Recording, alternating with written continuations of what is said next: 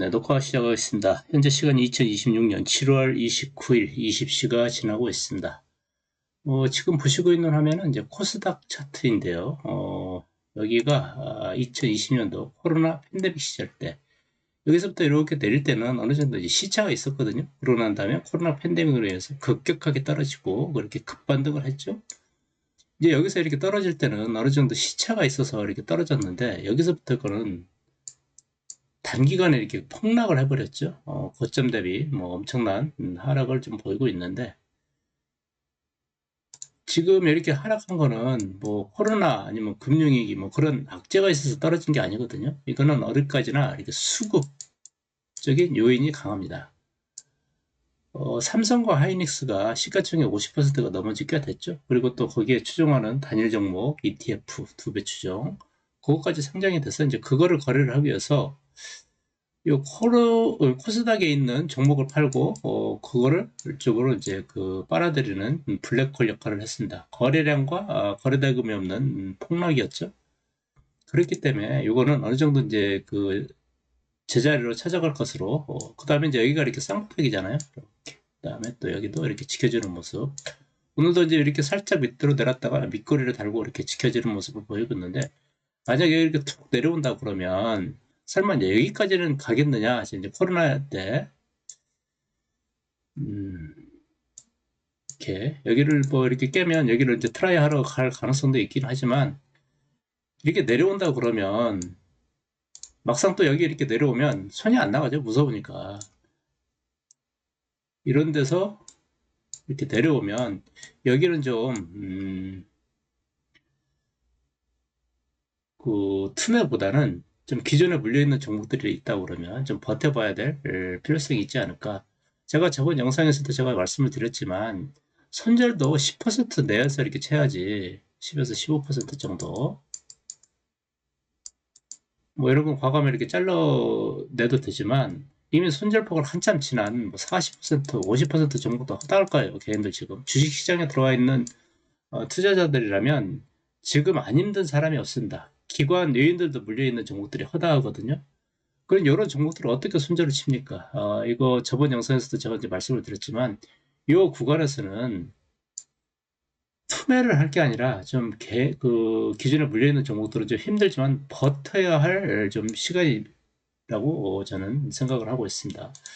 그래서 이제 개인들이 이제 요 종목을 좀 참 많이 매수를 하고 있죠. 코스닥 150 레버리지 요거.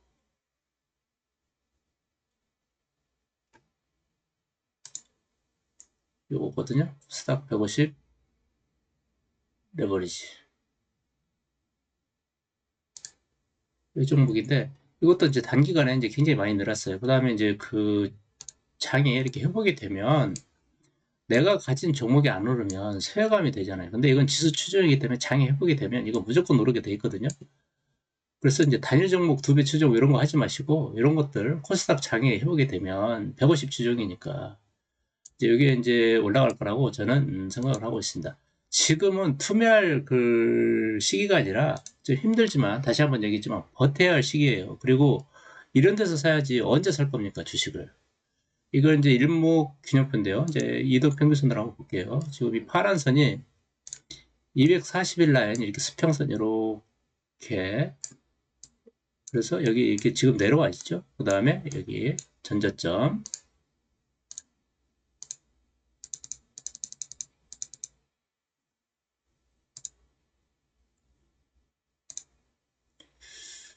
여기는 다시 한번 말씀드리지만 고통스럽더라도 좀 버티면서 여기서 오히려 더 이렇게 추가로 매수를 해야 될 구간이라고 저는 생각을 하고 있습니다. 여기서 이렇게 좀 시간 투자를 하면 이런 데서 사서 만약에 이렇게 축 내려오면 어떡합니까? 근데 지나고 나면 여기서 살 걸 했던 구간이 코로나 때도 그러고 2008년 금융위기 때도 그러고 항상 지나고 나면 최대의 공포 구간이 사야 될 구간이었어요. 지금도 저는 여기가 좀 힘들지만 버티면서 이거 한 방에 들어가지 말고 이렇게 좀 야금야금 좀 이렇게 매수를 오히려 역으로 이렇게 가담해야 될 구간이 아닐까 저는 그렇게 생각을 하고 있습니다. 계속 똑같은 종목 제가 말씀을 드리는데 네이버 같은 경우도 마찬가지거든요. 네이버. 지금 이 구간에는 지금 요 구간을 이렇게 좀 주면 좋겠는데, 이 주황색 라인이 어디냐면, 240일 라인이 이렇게 오행하다가 이렇게 턴하는 지점에다 이렇게 수평선을 긋고, 지금 내려오진 않았는데, 여기를 이렇게 주면 참 땡큐인데, 좀 내려오지는 않고, 여기 요날, 프리장에서 막 20% 가까이 이렇게 올랐거든요. 예를 들어서 자기가 가지고 있는 종목이 갑자기 거래도 없이 이렇게 20% 가까이 이렇게 팍 튄다. 그러면 일단 어느 정도 이렇게 팔아주고 내려오면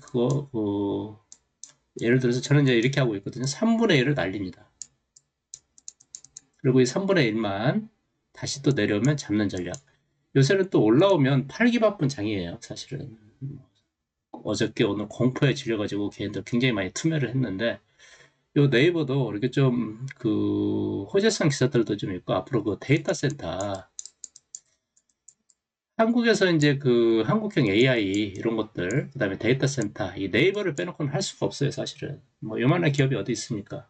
데이터 센터는 뭐 SK라든가 뭐 SK텔레콤이라든가 그런 기업에서 이제 계속 이제 관심을 가지고 있는데, 네이버도 데이터 센터, 그다음에 엔비디아 유상증자 제 3자 배정 물량이지만, 그런 것들, 엔비디아가 이제 제 3대 주주가 되는 거죠.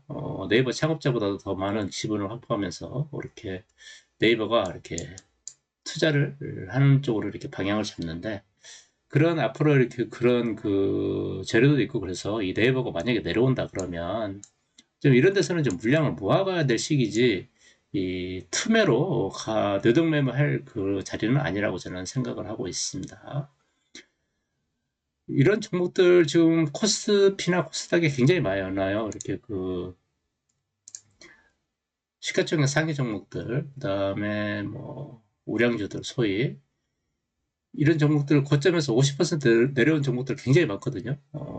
보시면 뭐 현대 일렉트릭 뭐 이런 것들 고점 대비 이것도 굉장히 많이 들었죠. 이렇게 여기서부터 그다음에 LS 일렉트릭 뭐 이런 것들 이런 종목들 지금은 투매할 자리가 아니라 이런 데서 사는 게 아니잖아요. 이런 데서 지금 요걸 매수하는 얘기가 아니라 이렇게 고점 대비 많이 내렸다 이제 이걸 예시로 들기 위해서 제가 이렇게 말씀을 드리는 건데, 그래서 지금 우량한 종목들, 박앤세일하는 종목들 잘 찾아서 지금은 투매할 구간이 아니라 오히려 역으로 내려오면 조금 고통스럽더라도 다시 한번 말씀드리자면 버티면서 이렇게 저점 매수 이렇게 해야 될 시기라고 저는 생각을 했습니다. 오늘 한 종목부터 하나 볼까요? 지금 제가 계속 말씀드렸던 종목들 하나 더 보고 넘어가겠습니다. LG 에너지 솔루션 이것도 보시면 고점 대비 굉장히 많이 날았죠. 공모가 근처까지 이렇게 달았는데 여기가 이제 전저점이었고요. 이렇게 내려오면 여기는 이런 데서 샀던 사람들이 지금 공포의 이제 구간이라서 이제 투매하신 분들도 있고, 그 다음에 손절 날리신 분들도 있고, 그런데 여기는 오히려 좀 버티면서 내려오면 좀 물량을 모아가서 좀 끌고 가는 전략이 좀 유효해 보입니다. 요거는 하반기 데이터 센터, ESS, 요거를 빼놓고는 데이터 센터가 완공이 되지가 않아요. 데이터 센터가 제가 여러 번 말씀드렸지만 가장 두려워하는 게 정전이거든요. 그 정전을 보완하는 게 이제 ESS잖아요. 전원 안정적인 공급 장치, 이 ESS, LG 에너지 솔루션. 이거 내려오면 좀 당장 오늘 사서 내일 당장 이렇게 올라가는 그런 기대보다도 지금 많이 내려와가지고 어떻게 보면 지금이 기회일 수 있어요. 지금 이런 장에서 역으로 생각해서 이때 사야지 언제 삽니까? 이렇게 항상 이렇게 고점에서 따라가지고 이렇게 물리지 말고 이렇게 내려왔을 때 뭐 이런 데서 사서 이렇게 물려도 저는 괜찮다고 생각을 하거든요. 이런 데서 사서 물리는 게 아니잖아요. 누누이 얘기하지만 이런 데서 이렇게 사서 물량을 모아가서, 근데 이제 이렇게 사서 그럼 언제 갈 건데, 그리고 또 이렇게 내리면 어떡합니까? 근데 지금 고점도 굉장히 많이 내려왔잖아요. 그리고 재료가 있고요. 그다음에 기업도 하반기에는 실적도 이렇게 좋아질 것으로 각 증권사에서 리포트도 많이 내놓고요. 그래서 이런 종목들 내려오면 좀 한 방에 탁 잡지 말고 한 주에 뭐 30만 원이잖아요. 한 주 한 주 이렇게 한 서너 번만 지나가면 100만 원 금방 넘어가잖아요. 그래서 내려온다 그러면 한 주씩 툭툭 이렇게 진행해서 물량을 모아볼 필요성이 좀 있습니다. 음, 이제 데이터 센터 얘기가 나왔으니까 셀바스 AI가 지금 이렇게 보시면 이것도 이제 네이, 그 네이버라든가 이런 데이터 센터 이런 저 관련주를 좀 엮였는데 이렇게 보시면 조금 켜서 볼게요. 지금 이제 추세를 이렇게 전환하려고 하는 모습이 좀 보이고 있죠. 그다음에 이제 거래량도 좀 이렇게 의미 있는 거래량도 좀 들어왔고요. 그다음에 이제 고점들이 많이 내려오고 이렇게 이제 턴을 하고 있죠. 그러면 이제 이런 것들 이제 전환 조정을 준다 그러면 이런 것들도 좀 모아갈 필요성이 좀 있어요. 셀바스 AI. 요거 240일 라인을 한번 이렇게 볼까요? 이렇게 보시면 이것도 굉장히 많이 내려갔잖아요. 보시면 240일 라인 밑에 여기잖아요. 이렇게 엄청 많이 들어가 있으니까 여기서 이렇게 좀 턴하는 모습도 좀 보이고 있고 이제 관심 종목에 당장 사지는 않더라도 이런 종목들 집어넣어놓고 한번 지켜볼 필요성이 좀 있는 거죠. OCI 홀딩스도 좀 보겠습니다.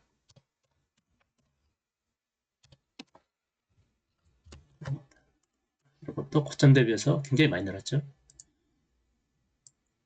그래서 거의 57%, 60% 가까이 내렸으니까 또 이렇게 조정을 준다고 그러면 당장 사서 이렇게 올라가는 것보다도 더 내려온다 그러면 조금씩 분할매수 해서 이렇게 끌고 가는 전략. 저는 이제 그 포트에 보통 평균 5개에서 7개 정도 이렇게 유지를 하고 있다. 최대 10종목을 넘치지는 않고요.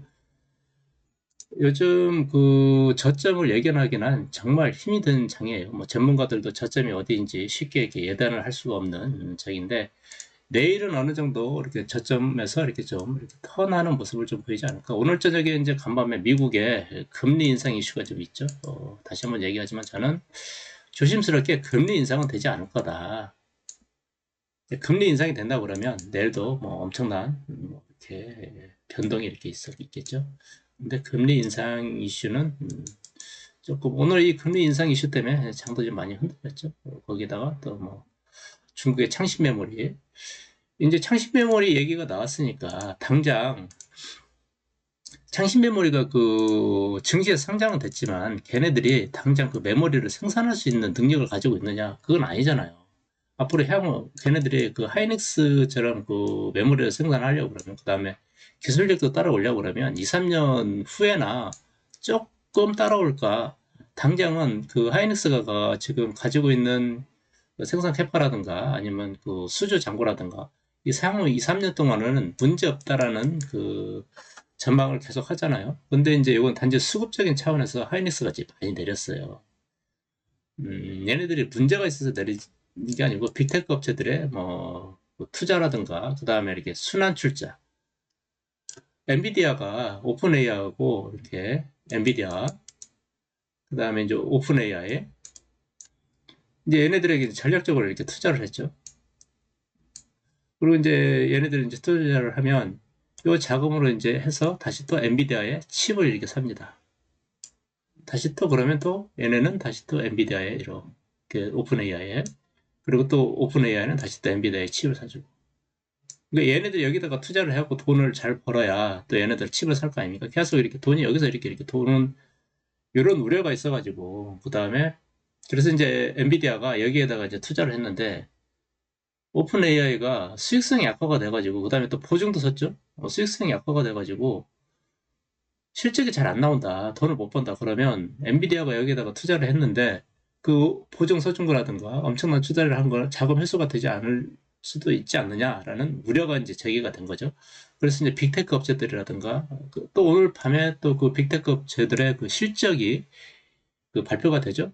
금리 인상 이슈까지 있어가지고 그래서 이제 오늘 또 국내 주식시장도 이렇게 그런 이슈들 때문에 좀 많이 흔들렸고 어제와 오늘 그래서 이제 이런 이슈들도 좀 있고 그 다음에 아직 그 삼성과 하이닉스 이제 반도체 그 계약이라든가 뭐 그런 것들이 향후 2, 3년간은 변동이 없는데 이런 우려들 때문에 이미 굉장히 많이 흘러내렸습니다. 창신 메모리 그런 당장 걔네들이 좀 전에도 말씀드렸다시피 메모리를 생산해서 하이닉스나 삼성하고 이렇게 대적할 만한 수준은 아닌데 그런 것들 그 다음에 이제 노광 장비 얘기도 있었죠. ASML 중국의 이제 그 노광 장비가 걔네들 거 가지고 창시 메모리가 생산을 하면 단가 경쟁력이라든가 뭐 그런 것들, 금방의 하이닉스라든가 뭐 이런 것들에게 영향을 미치지 않을까, 뭐 그런 우려들까지 어저께 함께 부각이 되면서 하이닉스라든가 삼성. 근데 향후 2, 3년은 아직 그 뭐 장기 계약이라든가 뭐 그런 계약들, 메모리 단가라든가 뭐 그런 것들 2, 3년은 계속 그 쇼티지 상태래요. 그런데도 이런 우려들 때문에 이제 주식은 심리가 굉장히 강하잖아요. 그래서 이제 이렇게 굉장히 많이 흘러내렸는데 이건 지금 보고 계시는 화면은 이제 OCI 홀딩스예요. 하이닉스도 뭐 고점 대비 한 50% 흘러내렸죠. 근데 지금에서는 이제 하이닉스를 조금 더 이렇게 투자하실 분들은 지금 하이닉스 들어가신 분들은 지금 차트를 한번 볼까요? SK 하이닉스 지금 여기서부터 계속 언론에서 하이닉스가 좋다 막 300만 원 넘어가네 뭐 어쩌네 뭐 그래가지고 여기서 따라가신 분들 되게 많을 거예요. 그래가지고 지금 요거 이렇게 흘러내리니까 손절 치신 분들도 있고 빠져나오지도 못하고 4, 50% 물려가지고 지금 고통의 나날을 보내고 계시는 분들도 되게 많을 거예요. 그런데 지금 손절 폭을 한참 지나가지고 만약에 하이닉스를 손절을 고려하고 계신다고 그러면 저는 오히려 여기서 추가 물타기를 해야 될 구간이지 손절을 어설프게 치는 구간은 아니다. 아니면 좀 버텨보든가 그럴 구간이지 어설프게 여기 손절 구간은 아니라고 저는 생각을 합니다. 이게 좀 버티면 저는 이렇게 올라올 거라고 저는 생각을 해요. 그래서 손절도 이렇게 내려올 때 하는 게 아니라 반등을 이용해서 해야 되거든요. 근데 이 구간은 지금 공포의 투매로 뇌동매매 여기 투매에 동참할 필요는 없다. 저는 그렇게 생각을 하고 있습니다. 그래서 저는 이제 개인적으로 지금 네이버 그 다음에 코덱스 코스닥 150 레버리지 그 다음에 LG 에너지 솔루션을 굉장히 좋게 보고 있습니다. 그래서 조금 내려오면 좀 잡아서 좀 길게 끌고 가는 전략 이런 게 여기에다가 좀 저는 이제 집중적으로 좀 투자할 생각인데 다시 한번 말씀드리지만 제가 똑같은 말 계속 반복을 하는데 지금 그만큼 시장이 어렵다는 거예요. 제 영상을 보시고 물려있는 분들 절대 투매에 동참하지 마시고요. 어렵더라도 꼭 좀 버티셔서 슬기롭게 이 위기를 잘 넘기셨으면 좋겠습니다. 힘내시고요. 내일은 아마 장이 좀 이렇게 돌리지 않을까 저는 그렇게 생각을 하고 있습니다. 아마 돌릴 것 같아요. 네, 힘내시고 내일 돌리기를 기대해 보겠습니다.